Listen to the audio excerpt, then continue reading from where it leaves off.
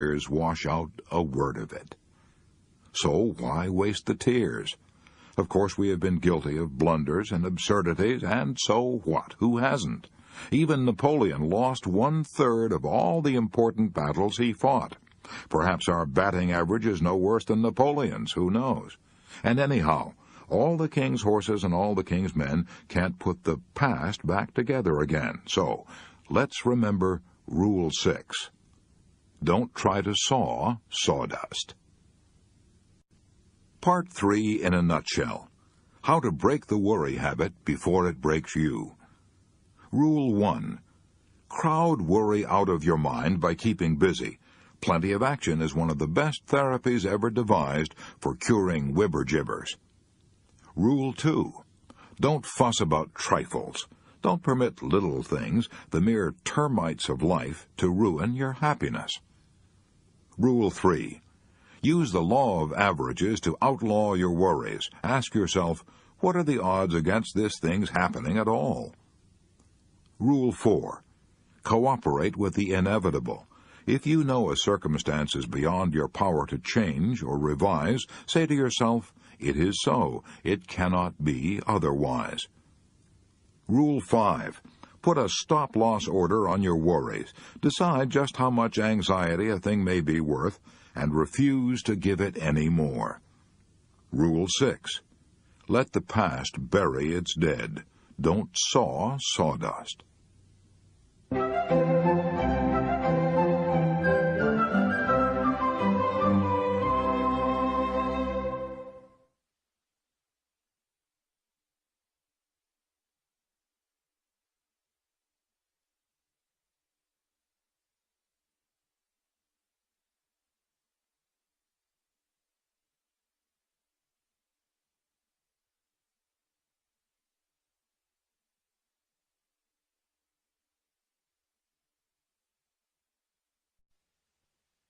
Part 4.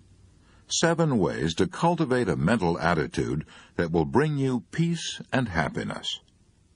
Chapter 12. 8 words that can transform your life. A few years ago, I was asked to answer this question on a radio program. What is the biggest lesson you have ever learned? That was easy. By far the most vital lesson I have ever learned is the importance of what we think. If I knew what you think, I would know what you are. Our thoughts make us what we are. Our mental attitude is the X factor that determines our fate. Emerson said, "A man is what he thinks about all day long." How could he possibly be anything else? I now know with a conviction beyond all doubt that the biggest problem you and I have to deal with, in fact almost the only problem we have to deal with, is choosing the right thoughts. If we can do that, we will be on the high road to solving all our problems. The great philosopher who ruled the Roman Empire, Marcus Aurelius, summed it up in 8 words, 8 words that can determine your destiny. Our life is what our thoughts make it.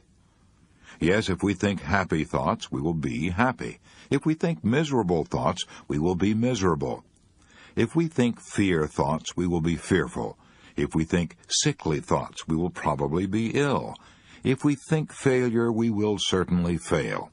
If we wallow in self-pity, everyone will want to shun us and avoid us.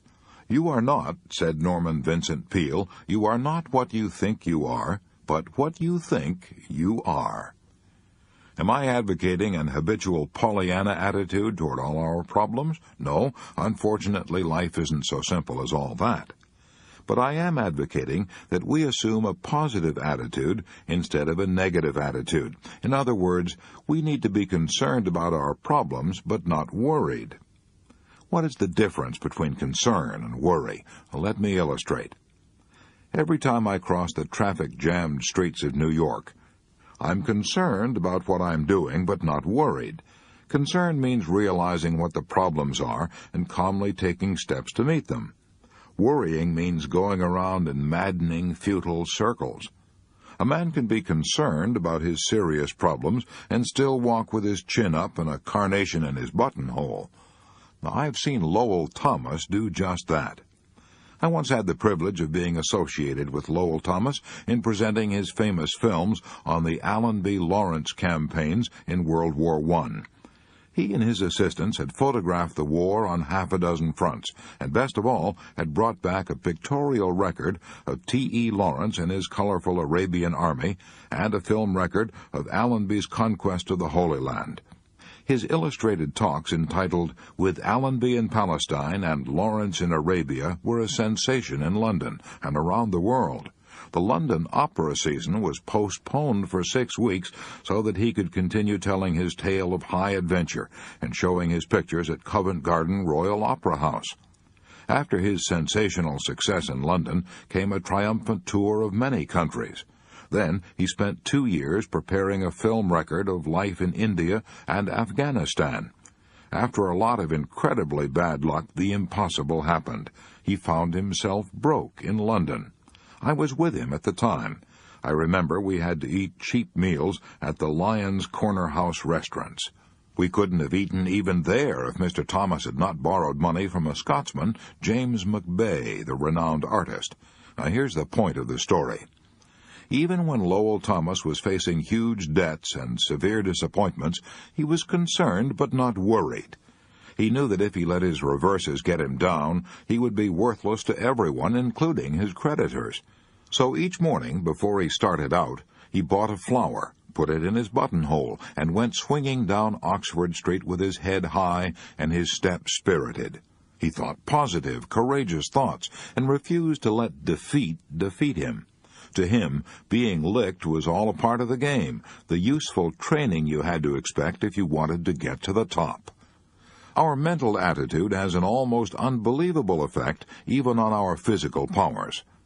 The famous British psychiatrist J.A. Hadfield gives a striking illustration of that fact in his splendid 54-page booklet, The Psychology of Power. I asked 3 men, he writes, to submit themselves to test the effect of mental suggestion on their strength, which was measured by gripping a dynamometer. He told them to grip the dynamometer with all their might. He had them do this under 3 different sets of conditions. When he tested them under normal waking conditions, their average grip was 101 pounds. When he tested them after he had hypnotized them and told them that they were very weak, they could grip only 29 pounds, less than a third of their normal strength. One of these men was a prize fighter, and when he was told under hypnosis that he was weak, he remarked that his arm felt tiny, just like a baby's. When Captain Hadfield then tested these men a 3rd time, telling them under hypnosis that they were very strong, they were able to grip an average of 142 pounds. When their minds were filled with positive thoughts of strength, they increased their actual physical powers almost 50%. Such is the incredible power of our mental attitude. To illustrate the magic power of thought, let me tell you one of the most astounding stories in the annals of America. I could write a book about it, but let's be brief. On a frosty October night, shortly after the close of the Civil War, a homeless, destitute woman who was little more than a wanderer on the face of the earth knocked at the door of Mother Webster, the wife of a retired sea captain living in Amesbury, Massachusetts. Opening the door, Mother Webster saw a frail little creature scarcely more than 100 pounds of frightened skin and bones. The stranger, a Mrs. Glover, explained that she was seeking a home where she could think and work out a great problem that absorbed her day and night. "Why not stay here?" Mrs. Webster replied. "I'm all alone in this big house." Mrs. Glover might have remained indefinitely with Mother Webster if the latter's son-in-law, Bill Ellis, hadn't come up from New York for a vacation. When he discovered Mrs. Glover's presence, he shouted, "I'll have no vagabonds in this house," and he shoved this homeless woman out of the door. A driving rain was falling. She stood shivering in the rain for a few minutes and then started down the road looking for shelter. Here's the astonishing part of the story. That vagabond whom Bill Ellis put out of the house was destined to have as much influence on the thinking of the world as any other woman who ever walked this earth. She is now known to millions of devoted followers as Mary Baker Eddy, the founder of Christian Science. Yet until this time she had known little in life except sickness, sorrow, and tragedy.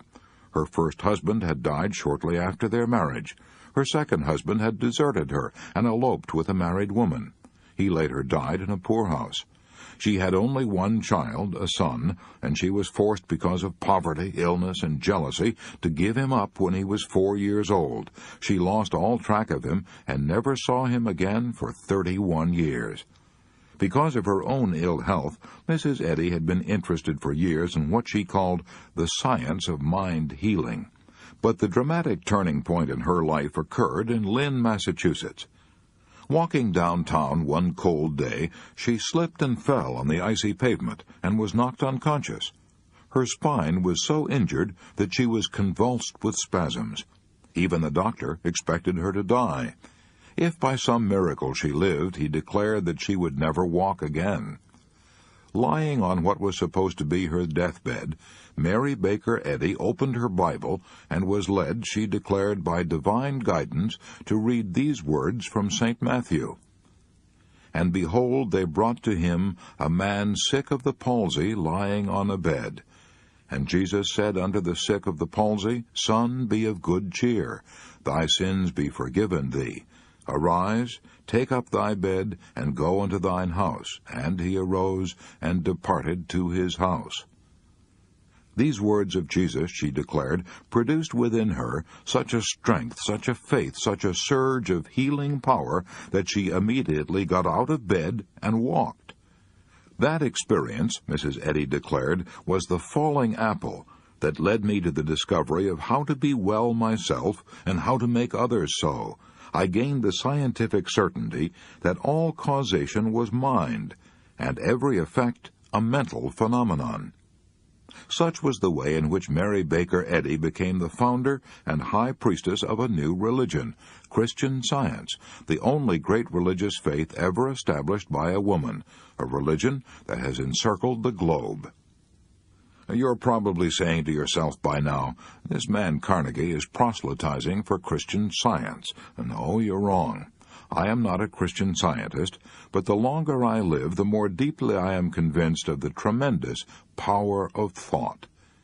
As a result of many years spent in teaching adults, I know men and women can banish worry, fear, and various kinds of illnesses, and can transform their lives by changing their thoughts. I know. I have seen such incredible transformations performed hundreds of times. I have seen them so often that I no longer wonder at them. For example, one of these incredible transformations, which illustrate the power of thought, happened to one of my students. He had a nervous breakdown. What brought it on? A worry.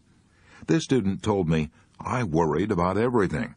I worried because I was too thin, because I thought I was losing my hair, because I feared I would never make enough money to get married, because I felt I would never make a good father, because I feared I was losing the girl I wanted to marry, because I felt I was not living a good life. I worried about the impression I was making on other people. I worried because I thought I had stomach ulcers. I could no longer work. I gave up my job. I built up tension inside me until I was like a boiler without a safety valve. The pressure got so unbearable that something had to give. And it did. If you have ever had a nervous breakdown, pray God that you never do, for no pain of the body can exceed the excruciating pain of an agonized mind. My breakdown was so severe that I couldn't talk, even to my own family. I had no control over my thoughts. I was filled with fear. I would jump at the slightest noise. I avoided everybody. I would break out crying for no apparent reason at all. Every day was one of agony. I felt that I was deserted by everybody, even God.